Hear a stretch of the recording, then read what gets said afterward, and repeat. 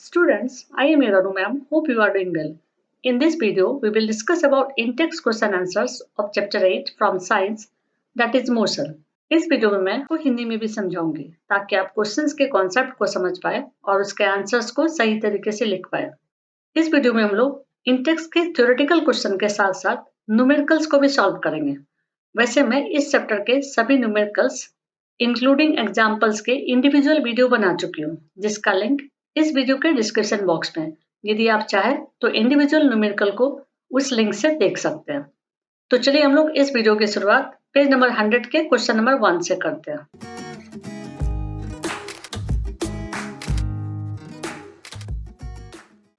Now question number 1 from page number 100. An object has moved through a distance. Can it have zero displacement? If yes, support your answer with an example. इस question का meaning है कि एक object distance को cover करता है। क्या इस ऑब्जेक्ट का डिस्प्लेसमेंट जीरो हो सकता है? यदि हाँ, तो अपने आंसर के सपोर्ट में एक एग्जांपल दें। Now answer yes, the object instead of moving through a distance can have zero displacement. Now example, if an object travels from point A and reaches to the same point A, then its displacement is zero. इस question का answer होगा yes. यदि कोई object distance को cover करता है तो उस ऑब्जेक्ट का डिस्प्लेसमेंट जीरो हो सकता है। एग्जाम्पल के लिए यहाँ ये बता रहे हैं हम लोग कि एक ऑब्जेक्ट जो ए पॉइंट पर है वो डिस्टेंस कवर करके बी पॉइंट पर जाता है और उसके बाद बी पॉइंट से वो वापस ए पॉइंट पर आ जाता है। इस केस में इस ऑब्जेक्ट का डिस्प्लेसमेंट जीरो है। अब यहाँ डिस्प्लेसमेंट जीरो क्यों हुआ, इसको समझने के लिए हमें डिस्प्लेसमेंट को समझना पड़ेगा। और डिस्प्लेसमेंट के लिए जब किसी ऑब्जेक्ट का प्लेस चेंज किया जाता है तो उस समय दो पॉइंट होता है, एक होता है इनिशियल पॉइंट और दूसरा होता है फाइनल पॉइंट। और उस ऑब्जेक्ट के इनिशियल पॉइंट और फाइनल पॉइंट के मिनिमम डिस्टेंस को डिस्प्लेसमेंट कहा जाता है। अब यहाँ जो हम लोग एग्जाम्पल लिए थे वो एग्जाम्पल था कि ऑब्जेक्ट ए पॉइंट से बी पॉइंट पर जाता है और फिर वापस ए पॉइंट पर आ जाता है। इट मीन्स इस ऑब्जेक्ट का इनिशियल पॉइंट भी ए है और फाइनल पॉइंट भी ए है। इसका मतलब ये हुआ कि इनिशियल पॉइंट और फाइनल पॉइंट के बीच का डिस्टेंस जीरो है।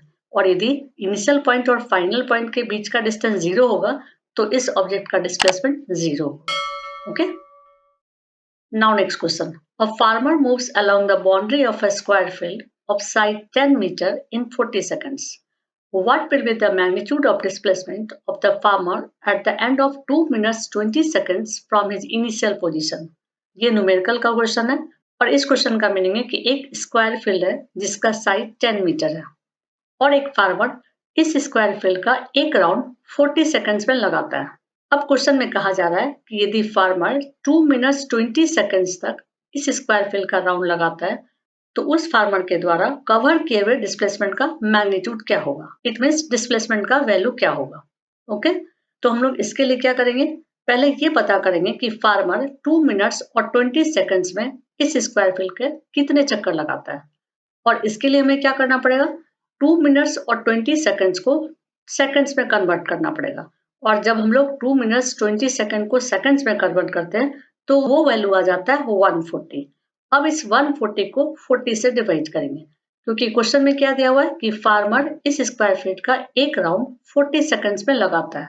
इट मीन्स 140 सेकंड में फार्मर 3.5 राउंड्स लगाएगा। ओके, अब हम लोग ये समझेंगे कि एक राउंड में फार्मर कितने साइड्स को कवर कर रहा है। क्योंकि ये स्क्वायर फीट है और स्क्वायर में 4 साइड्स होते हैं, तो हम लोग यदि मान लेते हैं कि फार्मर ए पॉइंट से इस स्क्वायर फीट का राउंड लगाना स्टार्ट करता है तो वो फार्मर पहले ए से बी पॉइंट पर जाएगा, बी से सी पॉइंट पर जाएगा, सी से डी पॉइंट पर जाएगा और फिर डी से ए पॉइंट पर जाएगा। जब फाइनली वो फार्मर ए पॉइंट पर वापस आ जाता है, इसका मतलब कि इस स्क्वायर फीट का एक राउंड कंप्लीट हो गया। अब हम लोग टाइम के अकॉर्डिंग ये समझ गए कि फार्मर इस स्क्वायर फील्ड का 3.5 राउंड लगाएगा। इसका मतलब ये हुआ कि फार्मर 3 राउंड कंप्लीट लगाएगा और 4th राउंड हाफ लगाएगा। क्योंकि एक राउंड में फार्मर 4 साइड्स को कवर कर रहा है तो हाफ राउंड में फार्मर 2 साइड्स को कवर करेगा। इसका मतलब कि फार्मर 2 मिनट्स 20 सेकंड्स के बाद सी पॉइंट पर रुक जाएगा। ओके, अब हमें डिस्प्लेसमेंट का मैग्नीट्यूड निकालना है और डिस्प्लेसमेंट हम लोग पहले पढ़ चुके हैं कि इनिशियल पॉइंट और फाइनल पॉइंट के मिनिमम डिस्टेंस को कहा जाता है। तो यहाँ पर इनिशियल पॉइंट है A और फाइनल पॉइंट है C, तो इन दोनों पॉइंट का मिनिमम डिस्टेंस हो जाएगा AC। तो हमें AC को फाइंड करना है, और यदि हमें AC फाइंड करना है तो हम लोग यहाँ क्या देख रहे हैं कि इस AC डायगोनल से ये स्क्वायर फील्ड दो ट्रायंगल में कन्वर्ट हो जा रहा है, और वो दोनों ट्रायंगल राइट एंगल ट्रायंगल है। और जब राइट एंगल ट्रायंगल के हाइपोटेन्यूज को फाइंड आउट करना होता है तो हम लोग पाइथागोरस थ्योरम का यूज करते हैं। तो हम लोग AC को फाइंड करने के लिए पाइथागोरस थ्योरम का यूज करेंगे, और इस तरह से आंसर लिखेंगे। Farmer takes 40 seconds to move along the boundary. So, after 3.5 round, farmer will at point C of the field. If farmer moves from A to D, the shortest path will be from A to C. For finding AC, let triangle ADC is right angle. अब हम लोग triangle ADC ले रहे हैं, ADC, क्योंकि हमें AC find करना है, ओके। और ये ट्रायंगल राइट एंगल ट्रायंगल है। तो अकॉर्डिंग टू पाइथागोरस थ्योरम क्या होगा, AC square equals to AD square plus DC square. यहाँ पर हम लोग AD को हाइट मान रहे हैं और DC को बेस मान रहे हैं। तो पाइथागोरस थ्योरम के अकॉर्डिंग क्या हो गया, hypotenuse square equals to height square plus base square, okay. और फिर इसमें वैल्यू को पुट कर देंगे। चूंकि स्क्वायर फील्ड के साइड का डायमेंशन है 10, तो हम लोग दोनों जगह 10 स्क्वायर लिख देंगे, और फिर इसे सॉल्व करेंगे। तो सॉल्व करने के बाद AC स्क्वायर का वैल्यू आ जाएगा 200। चूंकि AC स्क्वायर का वैल्यू है 200, तो AC का वैल्यू क्या हो जाएगा, अंडर रूट 200। अब इस अंडर रूट 200 को हम लोग 2 मल्टीप्लाइड बाय 10 लिख सकते हैं।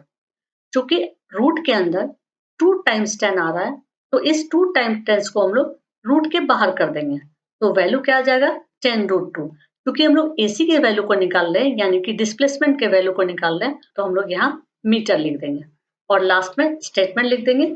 Hence the magnitude of displacement of the farmer at the end of 2 minutes 20 seconds from his initial position is 10 root 2 meter. Now next question. Which of the following is true for displacement? First part of the question, it cannot be 0. Now second part of the question, its magnitude is greater than the distance traveled by the object. इस question में पूछा जा रहा है कि यहाँ दो statement displacement के लिए दिए हुए हैं, इनमें से कौन सा स्टेटमेंट डिस्प्लेसमेंट के लिए ट्रू है। और पहला स्टेटमेंट है कि डिस्प्लेसमेंट कभी 0 नहीं हो सकता है, और दूसरा स्टेटमेंट है कि डिस्प्लेसमेंट का मैग्नीट्यूड डिस्टेंस से ज्यादा हो सकता है, जबकि ये दोनों ही स्टेटमेंट फॉल्स है। आपको एग्जाम में सिर्फ ये लिखना होगा कि both are false, okay. Reason मैं आपको सिर्फ कॉन्सेप्ट के लिए बता रही हूँ, आपको ये रीजन लिखने की जरूरत नहीं है। So reason, in option A, it is said that displacement can't be 0, which is false, because displacement is sometimes 0, क्योंकि अभी हम लोग पहले क्वेश्चंस में पढ़ चुके हैं कि डिस्प्लेसमेंट 0 होता है। Now in option B, it is said that magnitude of displacement is greater than the distance traveled by the object, which is false, because the displacement of an object can be equal to but never greater than the distance traveled. Displacement क्या हो सकता है, distance के equal हो सकता है, लेकिन कभी भी डिस्टेंस से ज्यादा नहीं हो सकता, इसलिए दोनों स्टेटमेंट फॉल्स है। Now question number 1 from page number 102. Question is distinguish between speed and velocity. इस क्वेश्चन में हमें स्पीड और वेलोसिटी के डिफरेंसेस को लिखना है, और जब भी हमें डिफरेंसेस को लिखना होता है तो कॉलम में लिखना ज्यादा अच्छा होता है। तो फर्स्ट कॉलम में हम लोग स्पीड को लिख रहे हैं, और सेकंड कॉलम में हम लोग वेलोसिटी को लिख रहे हैं। Now first point for speed, the speed refers to the distance travelled by an object in a time determined. For velocity, velocity refers to the time interval it takes for an object to move in certain direction. ये दोनों definition है, और इस definition को दूसरे तरीके से भी हम लोग लिख सकते हैं, और ये दूसरा तरीका जो है वो स्टूडेंट्स को बहुत जल्दी याद हो जाता है, क्योंकि दोनों डेफिनेशन में सेम टाइप के सेंटेंसेस हैं। For speed, speed is the rate of change of distance. For velocity, velocity is the rate of change of displacement, okay. Now second point for speed, speed is a scalar quantity. For velocity, velocity is a vector quantity. Scalar quantity का मतलब होता है सिर्फ magnitude, यानी कि result, कि कहां से कहां तक गया। लेकिन वेक्टर का मीनिंग क्या होता है, magnitude as well as direction, यानी कितने डिस्टेंस को कवर किया और किस डायरेक्शन में कवर किया। जब ये दोनों पता हो तो वो वेलोसिटी होता है, right. Now next question, under what conditions is the magnitude of average velocity of an object equal to its average speed? इस क्वेश्चन का मीनिंग है कि किस कंडीशन में ऑब्जेक्ट का एवरेज वेलोसिटी का मैग्नीट्यूड एवरेज स्पीड के इक्वल होगा। तो ये किस समय होगा? जब कोई ऑब्जेक्ट स्ट्रेट पाथ पर मूव करता रहेगा। Okay, now answer, the magnitude of average velocity would be equal to average speed only when the object moves along a straight line path. It means total distance travel equals to the displacement. अब इसको हम लोग यहाँ diagram से समझ लेते हैं। एक ऑब्जेक्ट ए पॉइंट पर है। ओके, अब वो ऑब्जेक्ट ए पॉइंट से 2 मीटर डिस्टेंस को कवर करता है और वो स्ट्रेट लाइन पाथ से कवर कर रहा है। इस केस में इस ऑब्जेक्ट का डिस्टेंस और डिस्प्लेसमेंट सेम होगा, क्योंकि हम लोग डिस्प्लेसमेंट का मीनिंग पढ़े कि initial position and final position के बीच के मिनिमम डिस्टेंस को डिस्प्लेसमेंट कहा जाता है। तो यहाँ पर इनिशियल पोजीशन ये है और फाइनल पोजीशन ये है, और इन दोनों के बीच का डिस्टेंस है 2 मीटर। यही मैक्सिमम डिस्टेंस है और मिनिमम डिस्टेंस है। तो इस केस में distance is equal to displacement. और इस क्वेश्चन के कॉन्सेप्ट को हम लोग फॉर्मूला से भी समझ सकते हैं। ओके, जिसको कि हम लोग रीजन भी कर सकते हैं। और फॉर्मूला क्या है? Average velocity equal to displacement divided by total time taken. And average speed का फॉर्मूला क्या है? Total distance covered divided by total time taken. तो यहाँ हम लोग दोनों फॉर्मूला में क्या देख रहे हैं कि डिनोमिनेटर में टोटल टाइम टेकन है।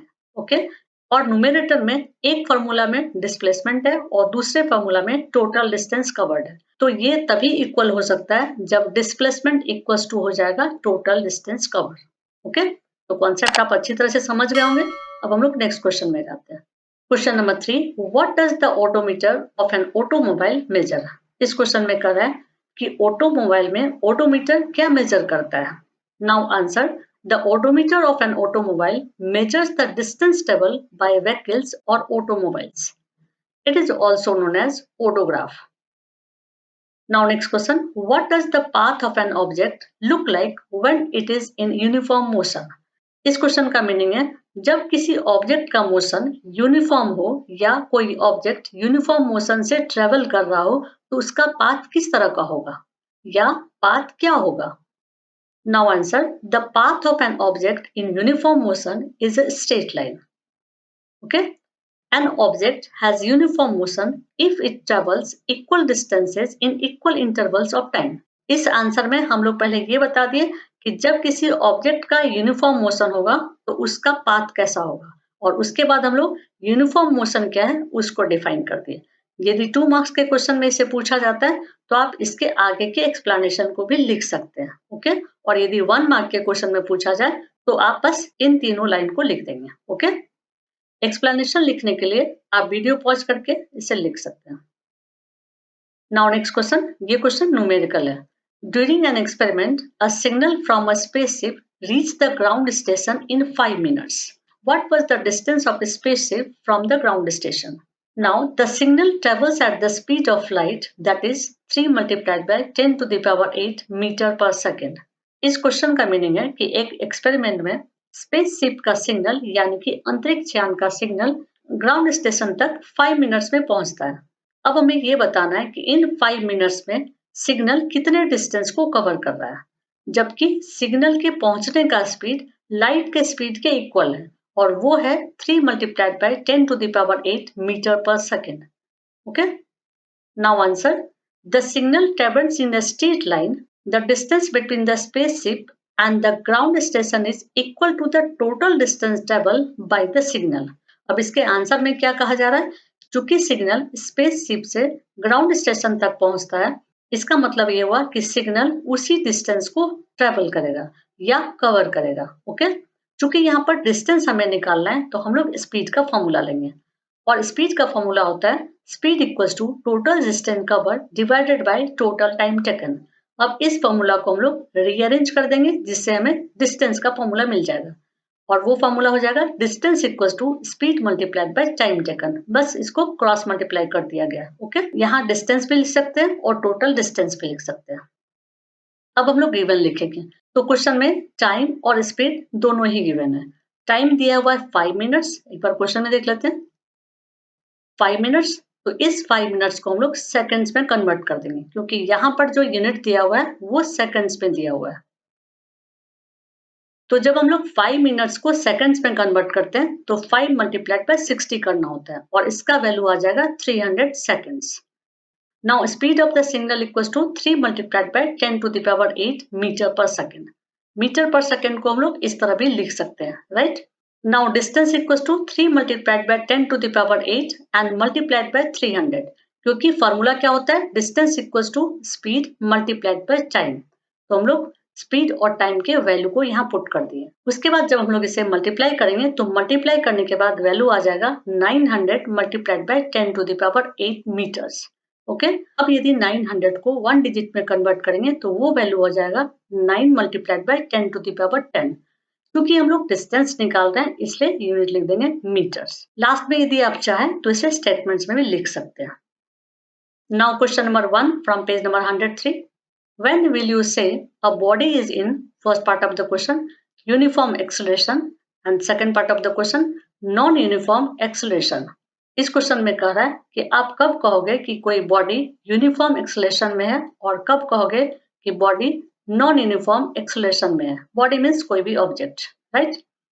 Now answer, a body has a uniform acceleration if its velocity changes by equal amounts in equal intervals of time. For example, the motion of a freely falling body is an example of uniform acceleration. इस question के answer को learn करने के लिए मैं यहाँ colour use की हूँ ताकि आपको जल्दी लर्न हो जाए। Okay, now second part of the answer, a body has a non-uniform acceleration if its velocity changes by unequal amounts in equal intervals of time. For example, the motion of a car on a crowded city road is an example of non-uniform acceleration. अब एक बार मैं इसको हिंदी में समझा देती हूँ। Uniform acceleration तब होता है जब इक्वल इंटरवल्स ऑफ टाइम में वेलोसिटी इक्वल अमाउंट में चेंज हो, और नॉन यूनिफॉर्म एक्सेलरेशन इसके अपोजिट होता है। Okay, now next question, this is numerical. A bus decreases its speed from 80 km per hour to 60 km per hour in 5 seconds. Find the acceleration of the bus. इस question का meaning है कि एक बस का speed 5 seconds में 80 kilometre per our से 60 kilometre per our हो जाता है। अब इस बस का एक्सेलरेशन निकालना है। ओके, तो हम लोग यहाँ क्या देख रहे हैं कि इनिशियल वेलोसिटी है 80 किलोमीटर पर आवर और फाइनल वेलोसिटी है 60 किलोमीटर पर आवर। साथ में टाइम कितना दिया हुआ है, 5 सेकंड्स। तो हम लोग इस न्यूमेरिकल को सॉल्व करने के लिए फर्स्ट स्टेप में 80 किलोमीटर पर आवर को मीटर पर सेकंड में चेंज कर देंगे और साथ ही 60 किलोमीटर पर आवर को भी मीटर पर सेकंड में चेंज कर देंगे, और उसके बाद हम लोग एक्सेलरेशन का फॉर्मूला यूज करेंगे। ओके, तो चलिए हम लोग सॉल्यूशन स्टार्ट करते हैं गिवन से। Given initial velocity equals to 80 kilometre per hour. अब इस 80 किलोमीटर पर आवर को हम लोग 80 multiplied by kilometre upon hour लिख सकते हैं, और इस किलोमीटर को मीटर में कन्वर्ट करने के लिए हम लोग 80 में 1000 से मल्टीप्लाई करेंगे। इसी तरह से आवर्स को सेकंड्स में कन्वर्ट करने के लिए 60 मल्टीप्लाइड बाय 60 लिखेंगे, क्योंकि आवर्स से मिनट में कन्वर्ट करने के लिए 60 से मल्टीप्लाई किया जाता है और मिनट से सेकंड्स में कन्वर्ट करने के लिए फिर 60 से मल्टीप्लाई किया जाता है। ओके, और फिर इसे हम लोग सॉल्व करेंगे, और इसे सॉल्व करने के बाद वैल्यू आ जाएगा 800 मीटर डिवाइडेड बाय 36 सेकंड्स, जिसको हम लोग इस तरह से भी लिख सकते हैं 800 divided by 36 metre per second, right? फिर हम लोग फाइनल वेलोसिटी के वैल्यू को भी मीटर पर सेकंड में चेंज कर देंगे। तो हम लोग 60 किलोमीटर पर आवर को भी इस तरह से लिख सकते हैं 60 multiplied by kilometre upon hour, और फिर पहले वाले मेथड की तरह ही किलोमीटर को मीटर में कन्वर्ट करने के लिए 60 में 1000 से मल्टीप्लाई कर देंगे और आर को सेकंड में कन्वर्ट करने के लिए 60 मल्टीप्लाइड बाय 60 लिख देंगे और फिर इसे सॉल्व कर देंगे। तो सॉल्व करने के बाद वैल्यू आ जाएगा 60 मीटर अपॉन 36 सेकंड्स, जिसे हम 60 अपॉन 36 मीटर पर सेकंड लिख सकते हैं। इसके बाद हम लोग एक्सेलरेशन का फॉर्मूला लिखेंगे, और वो फॉर्मूला होता है acceleration A equals to final velocity minus initial velocity divided by total time taken. और फाइनल वेलोसिटी का वैल्यू आया था 600 अपॉन 36 और इनिशियल वेलोसिटी का वैल्यू आया था 800 अपॉन 36। एक बार दोनों वैल्यू को चेक कर लेते हैं। फाइनल वेलोसिटी का value 600 upon 36 and initial velocity का वैल्यू 800 अपॉन 36, और टाइम क्या दिया हुआ था 5। तो हम लोग यहाँ लिख देंगे 600 upon 36 minus 800 upon 36 and whole divided by 5। फिर हम लोग न्यूमरेटर वाले पार्ट को सॉल्व करेंगे। तो न्यूमरेटर के पार्ट को सॉल्व करने पर वैल्यू आ जाएगा -200 divided by 36 and whole divided by 5, जो कि टाइम का वैल्यू है। यहाँ पर माइनस साइन इसलिए हुआ क्योंकि हम लोग 600 से 800 को सब्ट्रैक्ट कर रहे हैं, यानी कि स्मॉलर नंबर से ग्रेटर नंबर को सब्ट्रैक्ट कर रहे हैं, इसलिए यहाँ पर माइनस साइन आ रहा है, राइट। इसके बाद नेक्स्ट स्टेप में हम लोग इस 36 को न्यूमरेटर में दे देंगे। इट मीन्स नेक्स्ट स्टेप क्या हो जाएगा, -200 डिवाइडेड बाय 36 मल्टीप्लाइड बाय 5। अब हम लोग 200 को 5 से कट करेंगे, तो नेक्स्ट स्टेप हो जाएगा -40 डिवाइडेड बाय 36 और फिर इसे सॉल्व कर देंगे। तो सॉल्व करने के बाद वैल्यू आ जाएगा -1.11। चूंकि हम लोग एक्सलेशन निकाल रहे हैं दिस वन, इसलिए यूनिट क्या लग जाएगा, metre per second square. Last में चाहे तो हम लोग स्टेटमेंट लिख देंगे और ये स्टेटमेंट क्वेश्चन से ही निकाला गया है, अलग से आपको याद करने की जरूरत नहीं पड़ेगी, बस क्वेश्चन के सेंटेंस को थोड़ा सा चेंज कर दिया जाता है। ओके, तो आप यहाँ से इसे नोट कर सकते हैं। यदि कोई लाइन आपको नोट करना हो और मैं जल्दी से स्क्रॉल करती हूँ तो आप क्या करोगे, वीडियो को पॉज कर लोगे और उसे नोट कर लोगे, राइट। नेक्स्ट क्वेश्चन, ये क्वेश्चन भी न्यूमेरिकल है। A train starting from a railway station and moving with uniform acceleration attains the speed 40 km per hour in 10 minutes. Find its acceleration. इस क्वेश्चन में कह रहा है कि एक ट्रेन रेलवे स्टेशन से यूनिफॉर्म एक्सेलरेशन से चलना स्टार्ट करती है और 10 मिनट्स में उसका स्पीड 40 किलोमीटर पर आवर हो जाता है। तो इस ट्रेन का एक्सेलरेशन फाइंड करना है। तो हम लोग सॉल्यूशन स्टार्ट करते हैं गिवन से।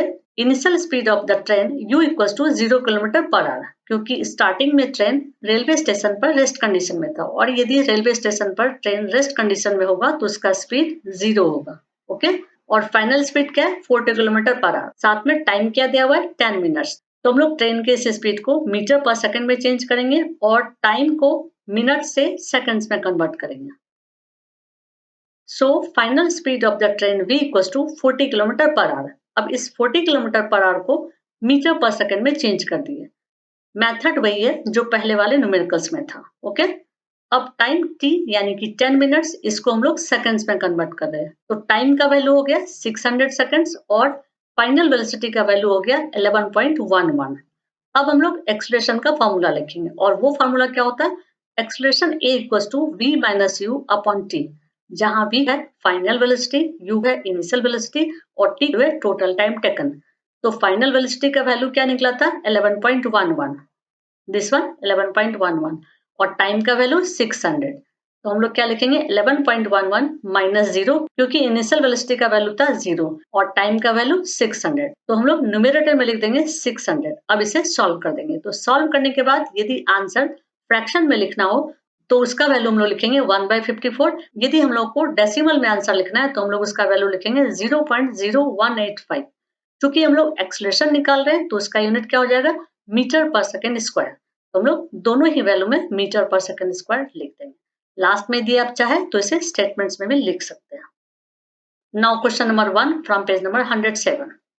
What is the nature of the distance time graph for uniform and non-uniform motion of an object? इस क्वेश्चन का मीनिंग है कि डिस्टेंस टाइम ग्राफ में किसी ऑब्जेक्ट का यूनिफॉर्म और नॉन यूनिफॉर्म मोशन का क्या नेचर है।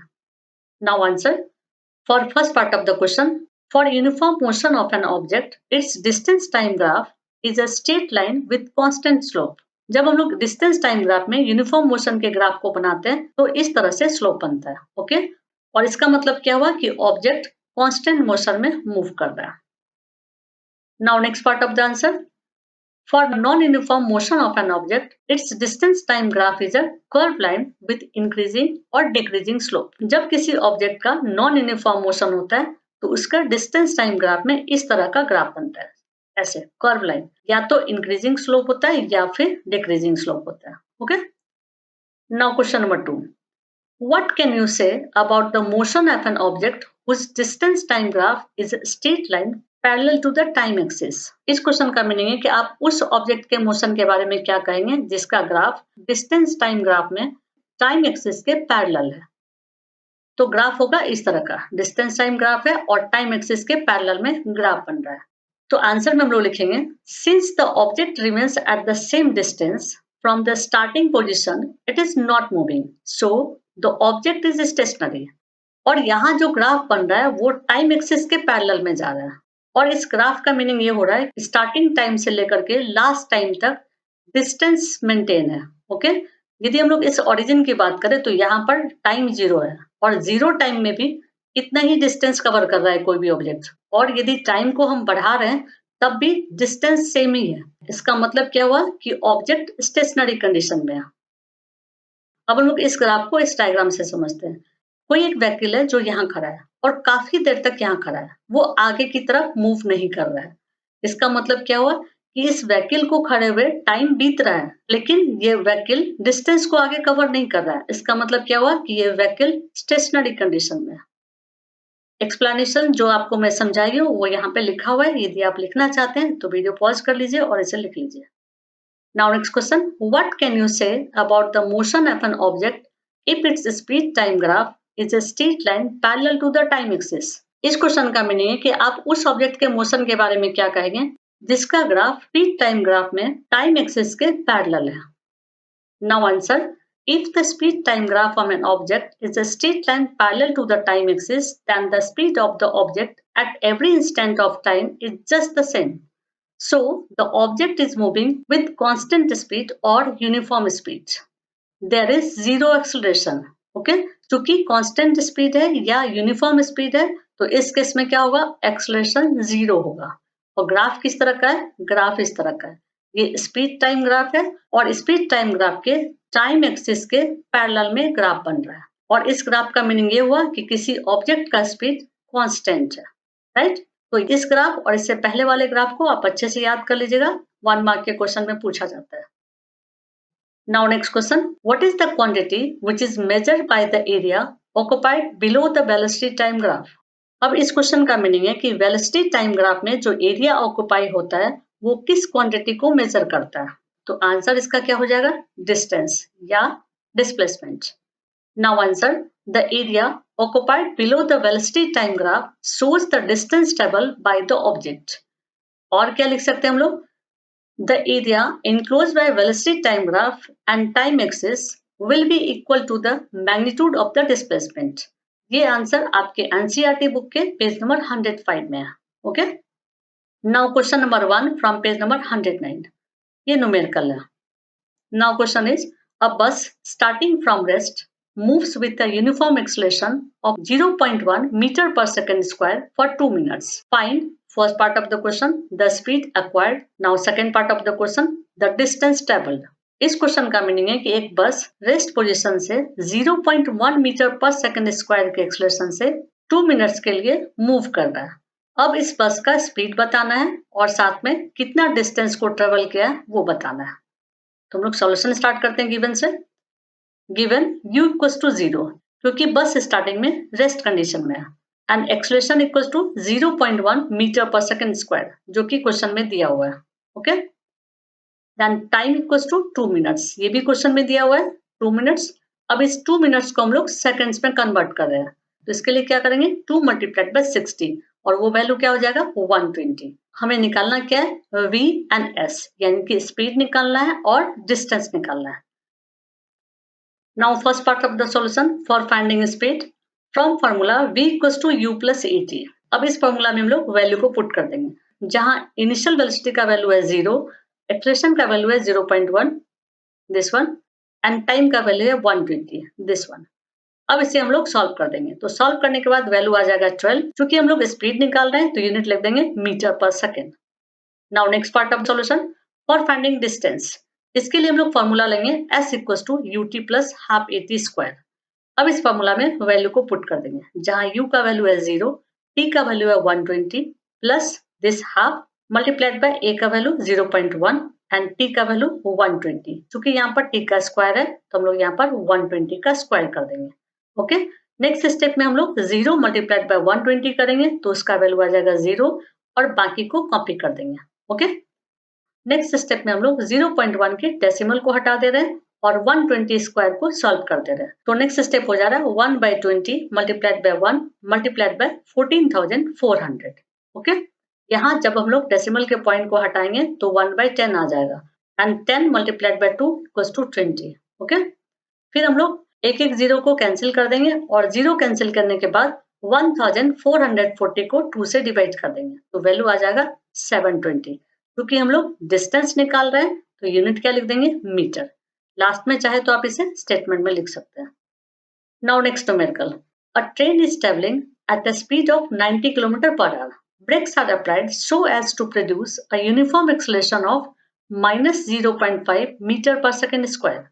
Find how far the train will go before it is brought to rest. इस क्वेश्चन का मीनिंग है कि एक ट्रेन 90 किलोमीटर पर आवर के स्पीड से चल रही है। Minus 0.5 metre per second square के एक्सेलरेशन के लिए ट्रेन में ब्रेक लगाई जाती है। हमें बताना है कि ट्रेन के रेस्ट कंडीशन में आने से पहले ट्रेन कितने डिस्टेंस को ट्रेवल किया। अब हम लोग सॉल्यूशन स्टार्ट करेंगे गिवन से। Given u equal to 90 kilometre per hour. अब इस 90 किलोमीटर पर आवर को हम लोग मीटर पर सेकंड में चेंज करेंगे और जब इस 90 किलोमीटर पर आवर को मीटर पर सेकंड में चेंज करेंगे तो वैल्यू आ जाएगा 25 मीटर पर सेकंड। मेथड यहाँ पर लिखा हुआ है जो मैं पहले आपको समझा चुकी हूँ।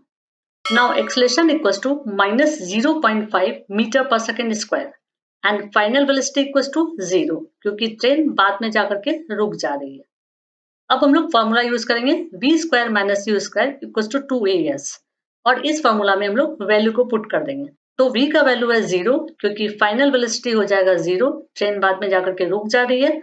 और u का वैल्यू हम लोगों ने निकाला 25, तो यहाँ हम लोग u के जगह पर लिख देंगे 25। चूंकि यहाँ पर u का स्क्वायर है तो हम लोग लिखेंगे 25 raise to the power 2 and this equals to 2 multiplied by acceleration का वैल्यू है माइनस 0.5 जो कि क्वेश्चन में दिया हुआ था एंड मल्टीप्लाइड बाय s जो कि हमें निकालना है। s means distance. क्योंकि हम लोग को s यानी कि डिस्टेंस निकालना है तो हम लोग क्या करेंगे 2 मल्टीप्लाइड बाय माइनस 0.5 को 25 रेज टू द पावर 2 के नीचे लेकर के आ जाएंगे। ओके, तो नेक्स्ट स्टेप क्या हो जाएगा s equals to minus 25 raise to the power 2 divided by 2 multiplied by minus 0.5। Okay, अब इसके बाद हम लोग इसे सॉल्व कर देंगे। तो सॉल्व करने के बाद नेक्स्ट स्टेप हो जाएगा माइनस 625 क्योंकि 25 का स्क्वायर 625 के इक्वल होता है और जब इन दोनों को मल्टीप्लाई करेंगे तो वैल्यू आ जाएगा 1 यानी कि 2 multiplied by 0.5 equals to 1। Next step में ये दोनों माइनस साइन कैंसिल हो जाएगा और वैल्यू आ जाएगा 625। चूंकि हम लोग डिस्टेंस निकाल रहे हैं तो यूनिट आ जाएगा मीटर। लास्ट में हम लोग स्टेटमेंट लिख देंगे। Okay, now next question, this is also numerical. A trolley, while going down an inclined plane, has an acceleration of 2 cm per second square. What will be its velocity 3 seconds after the start? इस question का meaning है कि एक trolley inclined plane पर नीचे की तरफ जा रही है और इस ट्रॉली का एक्सेलरेशन है 2 सेंटीमीटर पर सेकंड स्क्वायर। 3 सेकंड्स के बाद इस ट्रॉली का वेलोसिटी क्या होगा? तो हम लोग सॉल्यूशन स्टार्ट करते हैं गिवन से। गिवन u इक्वल्स टू 0 क्योंकि स्टार्टिंग पोजीशन में क्या है, ये ट्रॉली रेस्ट कंडीशन में है, इसलिए इनिशियल वेलोसिटी क्या हो जाएगा 0 और इस ट्रॉली का एक्सेलरेशन क्या है 2 सेंटीमीटर पर सेकंड स्क्वायर जो कि क्वेश्चन में दिया हुआ है और टाइम क्या बता रहा है 3 सेकंड्स, तो हम लोग लिख देंगे t इक्वल टू 3 सेकंड्स। अब चूंकि हम लोग को वेलोसिटी निकालना है तो हम लोग फॉर्मूला लेंगे v equal to u plus at। Okay, और फिर इस फॉर्मूला में वैल्यू को पुट कर देंगे। जहां u का वैल्यू है 0, यहाँ से ले लिए 0 प्लस a का वैल्यू है 2 this one and multiplied by time का वैल्यू है 3 और इसे सॉल्व कर देंगे। तो सॉल्व करने के बाद क्या वैल्यू आ जाएगा 6।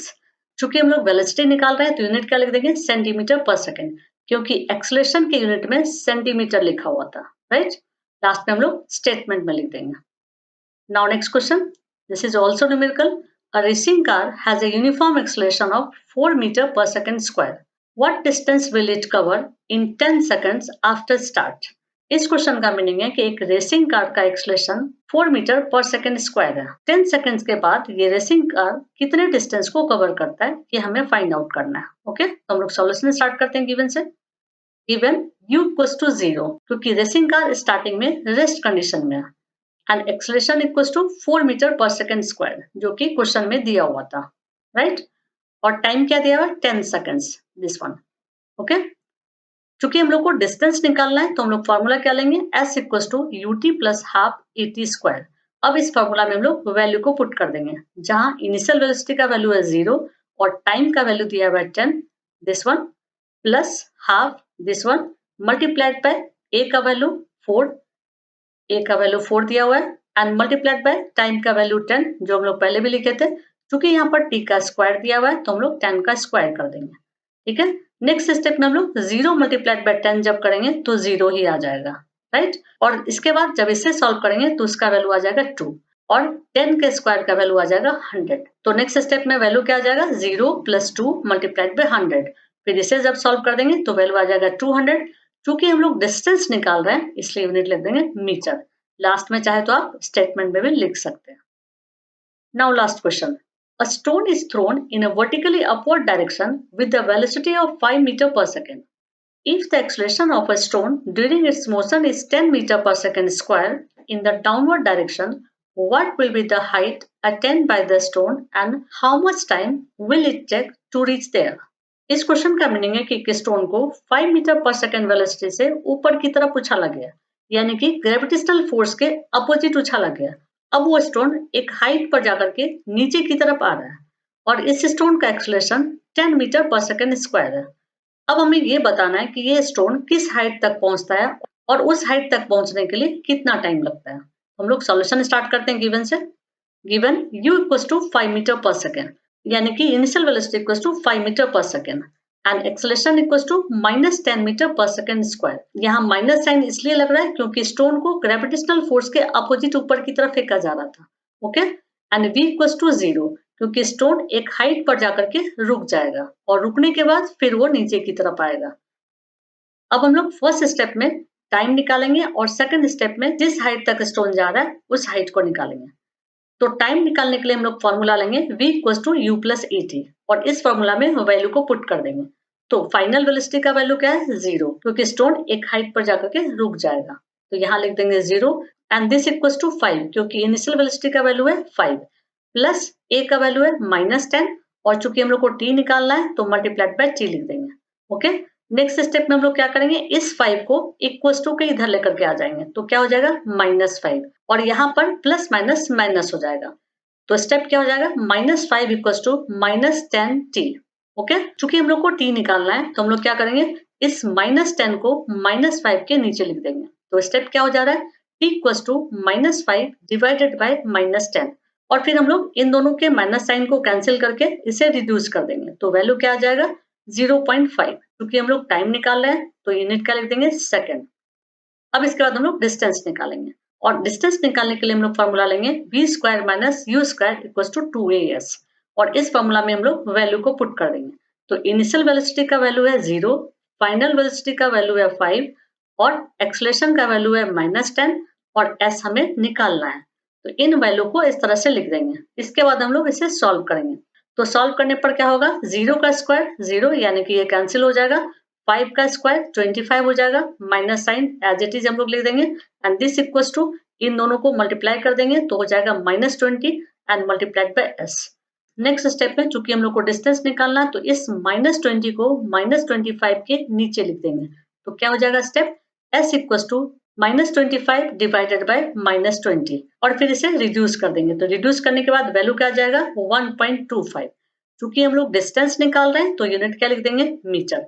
लास्ट में चाहे तो आप इसे स्टेटमेंट में भी लिख सकते हैं। नेक्स्ट वीडियो में हम लोग बैक एक्सरसाइज को करेंगे। उम्मीद है आपको क्वेश्चन समझ में आ गया होगा। यदि कोई क्वेश्चन या कोई न्यूमेरिकल्स आपके समझ में ना आया हो तो प्लीज कमेंट सेक्शन में जरूर लिखिए, आपको रिप्लाई तुरंत ही मिल जाएगा। ओके, और लास्ट में आपसे रिक्वेस्ट करूंगी कि वीडियो को लाइक और शेयर जरूर करें।